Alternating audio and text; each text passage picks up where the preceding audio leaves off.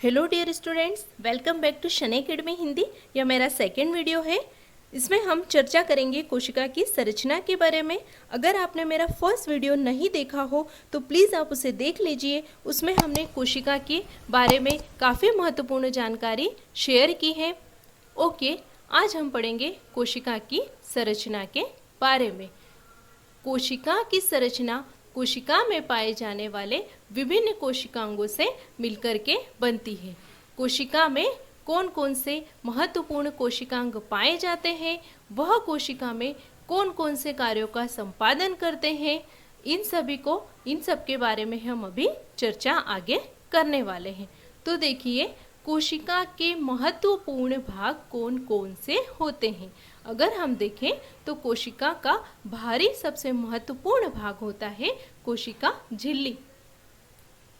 अगर हम देखें, कोशिका का दूसरा महत्वपूर्ण भाग होता है कोशिका द्रव्य। थर्ड है केंद्रक, जो कि कोशिका के बिल्कुल मध्य में पाया जाता है, जिसे हम कहते हैं केंद्रक। अगर हम मोटे तौर पर देखें तो जो कोशिका का बाहरी हिस्सा होता है या सबसे आउटर मेम्ब्रेन होती है, हम उसे कहते हैं कोशिका झिल्ली। कोशिका के मध्य में अगर हम देखें तो पाया जाता है केंद्रक। और अगर कोशिका झिल्ली और केंद्रक के मध्य वाला भाग देखें, जो कि एक जेली लाइक चिपचिपा मटेरियल होता है, उसे हम कहते हैं कोशिका द्रव्य। आई होप आपको कोशिका के तीनों महत्वपूर्ण घटक अच्छी तरह से समझ में आ गए होंगे। तो यह कोशिका की एक बेसिक संरचना है, या यह कोशिका का एक आधारीय स्ट्रक्चर या एक आधारीय संरचना होगी, जिसमें कौन कौन से तीन घटक पाए जाते हैं। जिसमें कोशिका के तीन महत्वपूर्ण घटक पाए जाते हैं, यानी कि यहाँ हम सिर्फ कोशिका के मेन भागों को बता रहे हैं। इन घटकों के अलावा भी कोशिका में और कई महत्वपूर्ण ऑर्गन्स पाए जाते हैं, जिन्हें भी हम आगे जरूर पढ़ेंगे। यह देखिए, सबसे बाहरी भाग कोशिका झिल्ली, कोशिका के मध्य में पाया जाने वाला केंद्रक, कोशिका झिल्ली और केंद्रक के मध्य में पाया जाने वाला साइटोप्लाज्म। और अगर हम बात करें कि इस साइटोप्लाज्म यानी कि इस कोशिका द्रव्य में कई प्रकार के कोशिकांग या सेल ऑर्गेनल्स तैरते रहते हैं, जो कि होते हैं यहाँ पर बिल्कुल क्लियरली दिखाई दे रहा है। यह है हमारा माइटोकॉन्ड्रिया, यह है हमारी रिक्तिकाएं, यह है अंतःप्रदव्य जालिका, यह है राइबोसोम एटसेट्रा। आई होप आपको कोशिका की संरचना के बारे में अच्छे से क्लियर हो गया होगा। नेक्स्ट अगर हम देखें तो कोशिका झिल्ली, यहाँ हम बहुत ही अच्छे तरीके से कोशिका के जो बेसिक कोशिकांग है या उसके जो बेसिक पार्ट होते हैं, बहुत ही अच्छे तरीके से हम उनके बारे में यहाँ समझने वाले हैं। यहाँ देखिए, हम पढ़ेंगे कोशिका झिल्ली के बारे में। क्या होती है कोशिका झिल्ली? कोशिका द्रव्य तथा कोशिकांग को कोशिका झिल्ली के द्वारा एक नियमित आकृति क्या प्रदान किया जाता है? एक नियमित आकृति प्रदान की जाती है। तात्पर्य यह है कि कोशिका झिल्ली कोशिका के अंदर पाए जाने वाले सभी कोशिकांगों को बांध कर रखती है, यानी कि जो कोशिका द्रव्य होता है और कोशिका द्रव्य के अंदर जितने भी कोशिकांग पाए जाते हैं, उन्हें कोशिका झिल्ली एक नियमित आकृति प्रदान करती है, एक उन्हें फिक्स शेप प्रदान करने का काम करती है। यानी कि जो कोशिका है और कोशिका के अंदर जितना भी मटेरियल है या कोशिकांग है, उन सभी की पैकेजिंग का काम यानी उन्हें पैक करने का काम कोशिका झिल्ली करती है। देखिए, यहाँ हम इसे एक इमेज के थ्रू और अच्छे से समझने की कोशिश करते हैं। ये देखिए, यह एक कोशिका का डायग्राम है। यहाँ देखिए,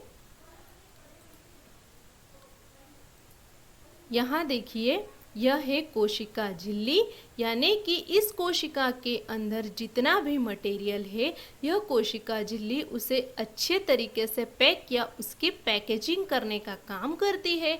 अगर कोशिका में यह कोशिका झिल्ली नहीं पाई जाएगी तो कोशिका में यह जितना भी मैटर है वह सारा बाहर की ओर बिखर जाएगा। जो कोशिका का संगठन है वह पूरी तरीके से बिगड़ जाएगा। नेक्स्ट अगर हम देखें तो कोशिका झिल्ली एक कोशिका को दूसरी कोशिका एवं घेरे हुए माध्यम से अलग करती है।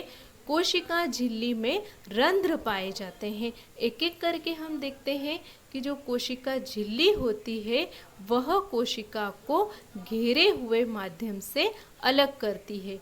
ये यहाँ देखिए, यहाँ पर प्याज की झिल्ली की जो कोशिकाएं हैं जो एक दूसरे से सटी हुई दिखाई दे रही है, लेकिन प्रत्येक कोशिका झिल्ली के माध्यम से अलग भी की जा रही है। ये देखिए, आपस में सटी हुई कोशिकाओं में कोशिका झिल्ली स्पष्ट दिखाई दे रही है जो इन कोशिकाओं को एक दूसरे से अलग करने का काम कर रही है। अगर हम तीसरा पॉइंट देखें तो तीसरा पॉइंट है इस कोशिका झिल्ली के अंदर, अगर और इसे अच्छे से समझे तो, कि जो कोशिका झिल्ली होती है उसमें छोटे छोटे से रंध्र पाए जाते हैं जो कोशिका में विभिन्न पदार्थों का आवागमन और नियमन करते हैं, यानी इंपोर्ट एक्सपोर्ट का काम करते हैं। यह देखिए, एक इमेज बताई है हमने यहाँ कोशिका झिल्ली की। यहाँ देखिए, इसमें बीच बीच में छोटे छोटे से हॉल हैं या रंध्र हैं, यानी कि कुछ गैप है इसके बीच में। इस गैप का काम यह होता है कि जो भी पदार्थ कोशिका को आवश्यक होता है वह इस गैप के थ्रू अंदर आ जाता है और वो मटेरियल या पार्टिकल्स या पदार्थ जिनकी कोशिका को आवश्यकता नहीं होती है वह इस रंध्र के माध्यम से कोशिका से बाहर चला जाता है। अगर हम सीधी सीधी बात करें या सिंपल शब्दों में कहें तो यह कोशिका झिल्ली कोशिका में एक छलनी का काम करती है, यानी कि यह एक सेमी परमिएबल या अर्धपारगम्य छलनी होती है। क्या होती है? अर्धपारगम्य छलनी होती है, जो कि वह पदार्थ जिनकी कोशिका में आवश्यकता होने देती है उन्हें अंदर आने देती है और बिना आवश्यक पदार्थों को कोशिका से बाहर आसानी से जाने देती है। इस प्रकार हम कह सकते हैं कि जो कोशिका झिल्ली होती है उसमें छोटे छोटे रंध्र पाए जाते हैं और इसी वजह से यह एक अर्धपारगम्य झिल्ली या सेमी परमिएबल मेम्ब्रेन होती है। ठीक है, नेक्स्ट अगर हम देखें तो यहाँ पर हम देखेंगे कि पौधों में, यानी कि जो पादप कोशिकाएं होती है वहाँ पर इस कोशिका झिल्ली के अतिरिक्त एक मोटी परत पाई जाती है। वह मोटी परत क्या कहलाती है? वह कहलाती है कोशिका भित्ति। क्या कारण होता है इस कोशिका भित्ति का, जो जंतु कोशिका में नहीं होती है लेकिन पादप कोशिकाओं में पाई जाती है? इसका कारण यह होता है कि हमारे जो पादप या जो पौधे होते हैं वह एक ऐसे वातावरण में रहते हैं जहाँ पर प्रतिदिन कुछ न कुछ बदलाव होता रहता है, जैसे कि टेम्परेचर का बढ़ना, तेज हवाओं का चलना, नमी का कम होना या फिर नमी का बढ़ना। तो ऐसी स्थिति में हमारी जो पादप कोशिकाएं होती हैं उन्हें अच्छे तरीके से मजबूती प्रदान करने के लिए या फिर कहें तो उन्हें सुरक्षा प्रदान करने के लिए पादप कोशिकाओं में क्या पाया जाता है? पादप कोशिकाओं में कोशिका झिल्ली पाई जाती है। अगर हम एक छोटे से प्रयोग के माध्यम से देखना चाहें कि कोशिकाएं कैसी होती है या फिर उन कोशिकाओं में कोशिकाओं के जो बेसिक पार्ट होते हैं वह कैसे दिखाई देते हैं, तो इसका हम एक छोटा सा प्रयोग करेंगे। इस प्रयोग में हम देखेंगे कि एक टूथपिक, एक साफ टूथपिक लेना है जिससे कि हम दांत साफ करते हैं, उसे लेना है। उसकी सहायता से हमारे गाल की यानी कि जो चिक सेल्स होती है उन्हें हमको स्क्रैप करके यानी कि खुरच करके उस टूथपिक में लेना है। यह काम हमें काफ़ी सावधानी से करना होगा, अपने आप को चोट ना पहुंचाइए। फिर इस स्क्रैप किए हुए मटेरियल को हमें एक कांच की स्लाइड लेना है।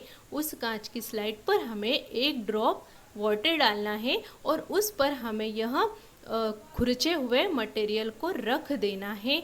इसके बाद में हमें यहाँ पर क्या करना है, आयोडीन विलयन या फिर मिथाइलिन ब्लू, दोनों में से कोई एक ऑप्शनल है, दोनों में से किसी एक की 1 या 2 बूंद ले करके इस पर डाल देना है और इसके बाद एक माइक्रोस्कोप या सूक्ष्मदर्शी के द्वारा हमें इसका परीक्षण करना है। तो इस खुरची हुई परत में हमें कोशिकाएं दिखाई देगी और उन कोशिकाओं में हमें जो कोशिकाओं का बेसिक स्ट्रक्चर होता है, जैसे कोशिका भित्ति, कोशिका द्रव्य और केंद्रक, बड़ी ही आसानी से दिखाई देंगे।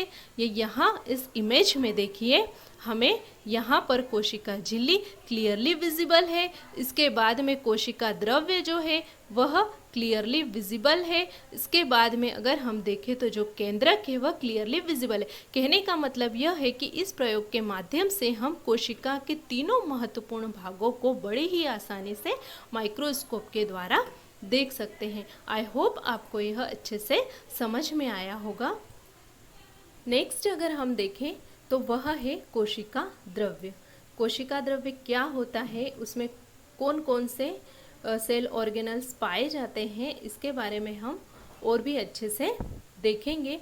कोशिका द्रव्य क्या होता है, कोशिका द्रव्य एक जेली जैसा पदार्थ होता है जो कहाँ पर पाया जाता है, जो कोशिका झिल्ली और केंद्रक के बीच में पाया जाता है। ये देखिए, यह एक जेली जैसा पदार्थ है जो कोशिका झिल्ली और केंद्रक के बीच में पाया जाता है। यहाँ पर इमेज में हम बहुत अच्छे से देखेंगे, ये है हमारी कोशिका झिल्ली और यह है हमारा केंद्रक। बहुत ही क्लियरली समझ में आ रहा है फ्रेंड्स। ये देखिए, ये बीच का जितना भी पोर्शन होता है यह होता है हमारा कोशिका द्रव्य और इस कोशिका द्रव्य में कोशिका के सभी अन्य संगठक या कोशिकांग बिखरे हुए तैरते हुए पाए जाते हैं। यहाँ देखिए, ये यहाँ पर कोशिका के सभी अलग अलग कोशिकांग जो कि इस कोशिका द्रव्य में बिखरे हुए होते हैं, जेली लाइक मटेरियल में तैरते हुए होते हैं, क्लियरली विजिबल है। देखिए, यह रहा आपका माइटोकॉन्ड्रिया, यह रहा आपका गोल्जी काय, यह रहा आपका राइबोसोम। इन सब के बारे में आगे की कक्षाओं में हम और भी अच्छे से पढ़ने वाले हैं। आई होप आपको यह समझ में आया होगा। नेक्स्ट है केंद्रक। अगर हम देखें तो केंद्रक की जो लोकेशन होती है वह क्या होती है, कोशिका के मध्य भाग में एक गोलाकार संरचना होती है जिसे केंद्रक कहा जाता है। यहाँ पर हमें केंद्रक की लोकेशन देखना है। जो कोशिका होती है उसके बिल्कुल सेंटर में या मध्य भाग में क्या पाया जाता है, केंद्रक पाया जाता है। सेकंड है, केंद्रक को कोशिका का प्रबंधक कहा जाता है। क्या कहा जाता है, कोशिका का प्रबंधक यानी कि मैनेजर कहा जाता है। क्योंकि कोशिका में होने वाले सभी कार्यों का नियंत्रण यानी कि जो मैनेजमेंट होता है वह केंद्रक के द्वारा ही किया जाता है। जैसे ही मानव के शरीर में होने वाले सभी कार्यों का नियंत्रण उसके मस्तिष्क के द्वारा किया जाता है, ठीक उसी प्रकार कोशिका में होने वाले सभी कार्यों का जो नियंत्रण या प्रबंधन होता है वह केंद्रक के द्वारा किया जाता है। थोड़ा सा इसे इमेज के थ्रू हम देख लेते हैं। ये देखिए, यह है एक कोशिका का केंद्रक। यहाँ पर बिल्कुल सेंटर में अगर हम देखेंगे तो यह केंद्रक का है न्यूक्लियोलस। आगे अगर हम देखें क्या दिया गया है केंद्रक के बारे में, तो केंद्रक कोशिका द्रव्य से एक झिल्ली द्वारा अलग रहता है। इस झिल्ली को केंद्रक झिल्ली कहते हैं। यानी कि जो केंद्रक होता है वह कोशिका द्रव्य से यानी कोशिका में पाए जाने वाले विभिन्न प्रकार के कोशिकांगों से किसके द्वारा अलग रहता है, तो वह रहता है कोशिका केंद्रक झिल्ली के द्वारा। ठीक है, किसके द्वारा, केंद्रक झिल्ली, जिसे हम कहेंगे न्यूक्लियर मेम्ब्रेन। इसे हम एक इमेज के थ्रू भी देख लेते हैं।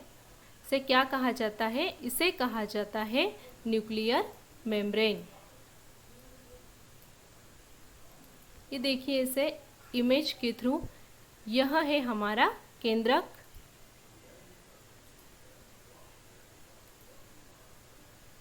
यह हो गया है हमारा केंद्रक, और यह केंद्रक बाहर जो कोशिका द्रव्य पाया जाता है उससे इस न्यूक्लियर मेम्ब्रेन के द्वारा अलग होता है। किसके द्वारा अलग होता है? इस न्यूक्लियर मेम्ब्रेन के द्वारा। इसमें हमको एक दूसरी इमेज देखना पड़ेगी जिसमें यह क्लियरली विजिबल होगा। यह देखिए, यह है हमारी कोशिका झिल्ली और यह है हमारा न्यूक्लियस। और यह न्यूक्लियस इस कोशिका द्रव्य से किसके द्वारा अलग है? यह इस न्यूक्लियर मेम्ब्रेन के द्वारा अलग है। देखिए यहाँ पर जो न्यूक्लियर मेम्ब्रेन है वह क्लियरली दिखाई दे रही है। ये रही हमारी न्यूक्लियर मेम्ब्रेन। तो यहाँ पर यही बताया गया है कि जिस प्रकार एक कोशिका के बाहर कोशिका झिल्ली पाई जाती है, ठीक उसी प्रकार एक न्यूक्लियस के बाहर उसे उसके बाहरी वातावरण से सेपरेट करने के लिए एक न्यूक्लियर मेम्ब्रेन पाई जाती है। क्या पाई जाती है? एक न्यूक्लियर मेम्ब्रेन पाई जाती है। देखते हैं अब आगे, और इसमें क्या दिया गया है।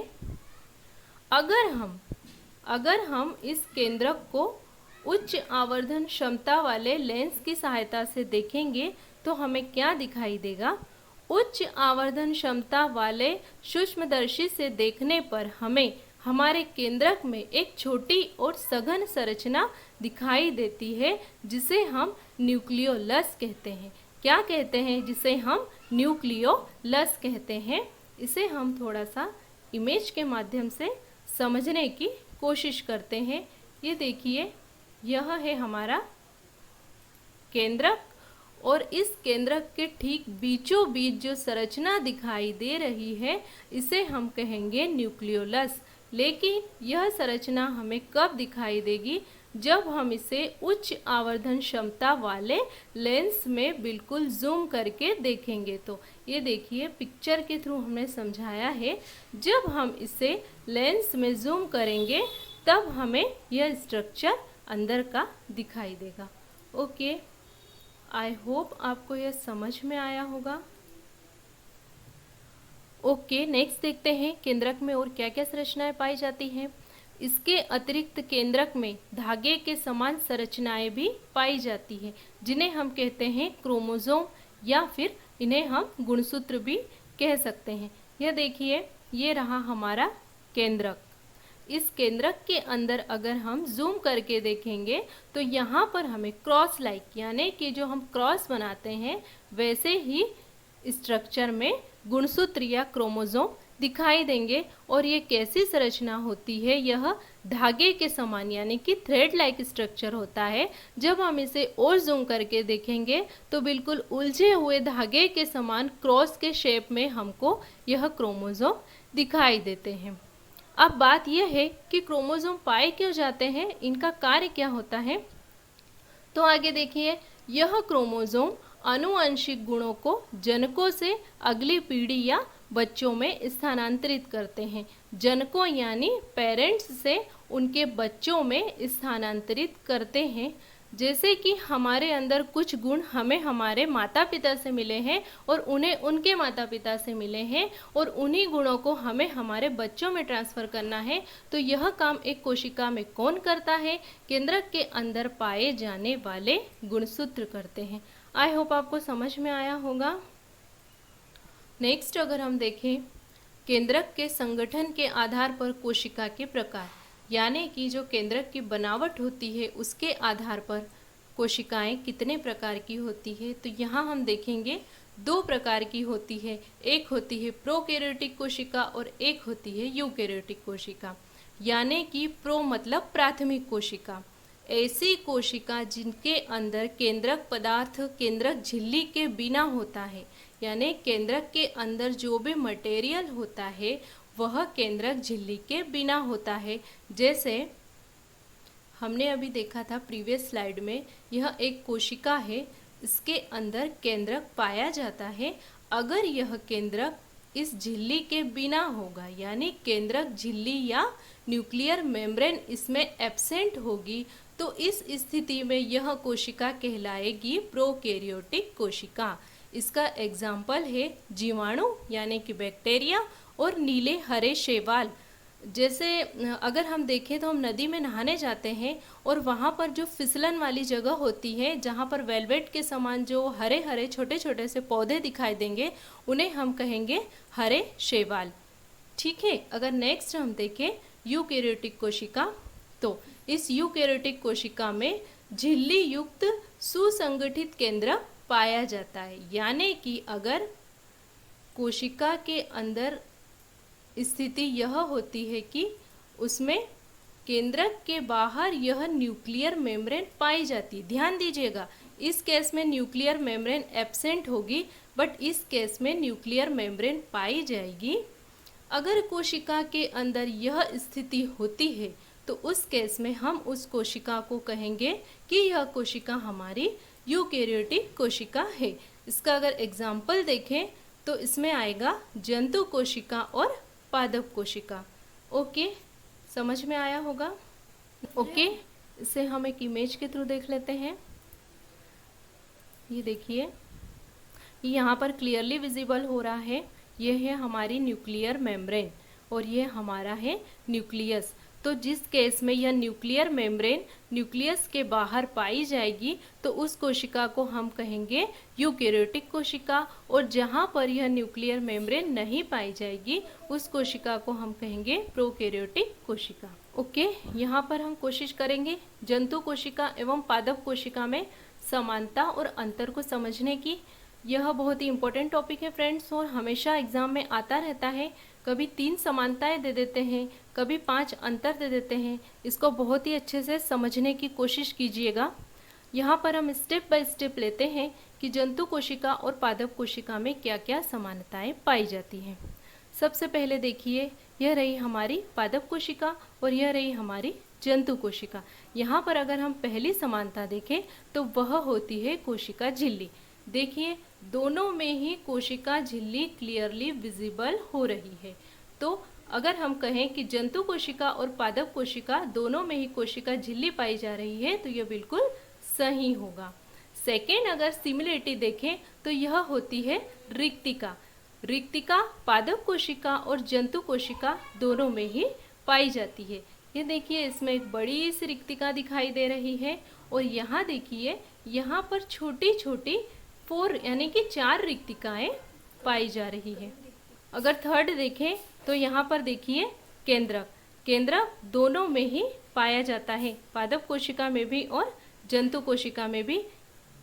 यह भी इसकी एक सिमिलरिटी ही हो जाएगी। अगर हम फोर्थ देखें तो यह है कोशिका द्रव्य, यानी कि दोनों में ही कोशिका द्रव्य पाया जाता है। अगर सिंपल सी बात करें ओवरऑल, तो दोनों का ही जो बेसिक स्ट्रक्चर होता है, यानी कि जो आधारीय संरचना होती है, वह समान होती है। यानी दोनों में ही कोशिका झिल्ली, केंद्रक और कोशिका द्रव्य पाया जाता है। आई होप आपको दोनों में समानता बहुत अच्छे से समझ में आ गई होगी। अब मैं कोशिश करूंगी इस इमेज के थ्रू आपको दोनों के बीच में डिफरेंस समझाने की।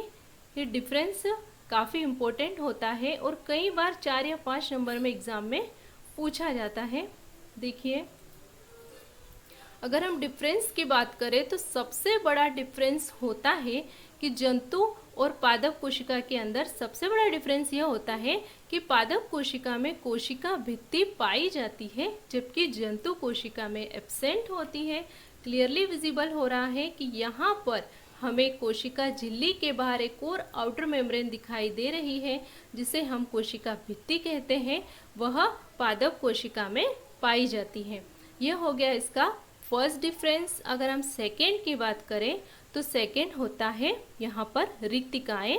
पादप कोशिका में जो रिक्तिका पाई जाती है वह काफ़ी बड़ी होती है और संख्या में कम होती है।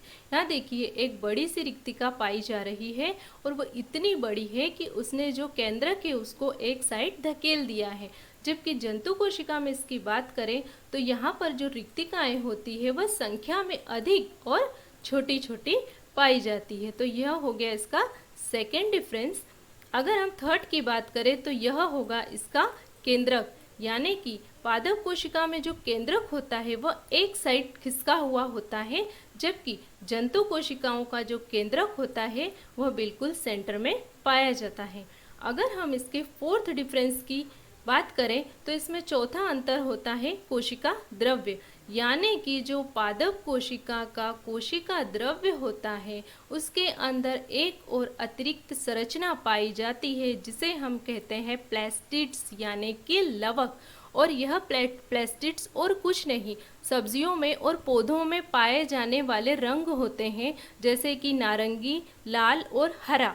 अगर यह प्लास्टिड हरे रंग के होते हैं तो इस केस में हम इन्हें हरित लवक कहते हैं।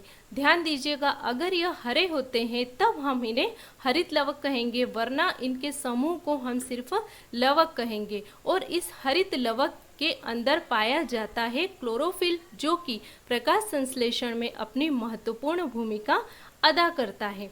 लेकिन अगर हम जंतु कोशिका की बात करें तो उसमें इस प्रकार के प्लास्टिड्स एब्सेंट होते हैं। तो यह इसके बीच में 4 डिफरेंस हो गए हैं। आई होप आपको बहुत अच्छे से यह समझ में आया होगा। ओके, जंतु कोशिका में पादप कोशिका में समानता और अंतर को हम step by step note down कर लेते हैं, बिल्कुल पॉइंट वाइज। यहाँ देखिए, फर्स्ट पॉइंट, दोनों की ही आधारीय संरचना समान होती है। यानी अगर इसमें देखें तो आधारीय संरचना के तीनों भाग यानी कि कोशिका झिल्ली, केंद्रक और कोशिका द्रव्य दोनों में ही समान होते हैं। अगर हम फोर्थ पॉइंट की बात करें तो दोनों में ही रसधानियाँ पाई जाती हैं। अगर फिफ्थ पॉइंट की बात करें तो दोनों में ही गुणसूत्र पाए जाते हैं। आई होप आपको यह समानता बहुत अच्छे से समझ में आ गई होगी। प्लीज़ इसे ऐसे ही नोट डाउन कर लीजिएगा स्टेप बाय स्टेप। अब नेक्स्ट देखते हैं। नेक्स्ट हम देखते हैं जंतु कोशिका और पादप कोशिका के बीच में क्या क्या डिफरेंस होता है। बिल्कुल हमने इसे डिज़ाइन किया है स्कूल में, जैसे बोर्ड पर हम लिखते हैं एक साइड पादप कोशिका और एक साइड जंतु कोशिका, और बराबर बोर्ड पे खींची हुई लाइन की तरह हमने यहाँ लाइन भी खींची है। तो बिल्कुल फटाफट इसे ऐसे कि ऐसे नोट डाउन कर लीजिएगा। एग्जाम के पॉइंट ऑफ व्यू से ये बहुत इंपॉर्टेंट है और हमेशा 4 या 5 नंबर में आता है। फर्स्ट पॉइंट अगर हम देखें तो पादप कोशिका में कोशिका भित्ति उपस्थित होती है, जबकि जंतु कोशिका में कोशिका भित्ति अनुपस्थित होती है। सेकेंड पॉइंट अगर हम देखें तो पादप कोशिका में जो केंद्रक होता है वह एक साइड खिसका हुआ होता है, जबकि जंतु कोशिका में जो केंद्रक होता है बिल्कुल सेंटर में या बीच में होता है। थर्ड पॉइंट की अगर हम बात करें तो पादप कोशिका में प्लास्टिड्स पाए जाते हैं, जबकि जंतु कोशिका में जो प्लास्टिड्स होते हैं वह एब्सेंट होते हैं। फोर्थ पॉइंट अगर हम देखें तो इसमें यानी कि पादप कोशिका में जो रिक्तिकाएं होती है वह बड़ी बड़ी पाई जाती है, जबकि जंतु कोशिकाओं में जो रिक्तिकाएं होती है वह आकार में छोटी होती है। फिफ्थ पॉइंट देखें तो पादप कोशिका में जो रिक्तिकाएं होती है वह संख्या में कम पाई जाती है। ऑब्वियसली सिंपल सी बात है कि अगर रिक्तिकाओं का साइज बड़ा होगा तो वह संख्या में कम पाई जाएगी, लेकिन अगर जो रिक्तिकाएं हैं उनका साइज छोटा होगा तो वह संख्या में अधिक पाई जाएगी। आई होप आपको पादप कोशिका और जंतु कोशिका में यह इम्पोर्टेंट डिफरेंस समझ में आया होगा। ओके फ्रेंड्स, आज के वीडियो में केवल इतना ही। आई होप आपको बहुत अच्छा लगा होगा और पसंद आया होगा। तो प्लीज़ कमेंट्स कीजिएगा नेक्स्ट वीडियो आपको किस टॉपिक पर चाहिए वह भी बताइएगा। Okay, bye bye, like, share and subscribe. Thank you for watching my video.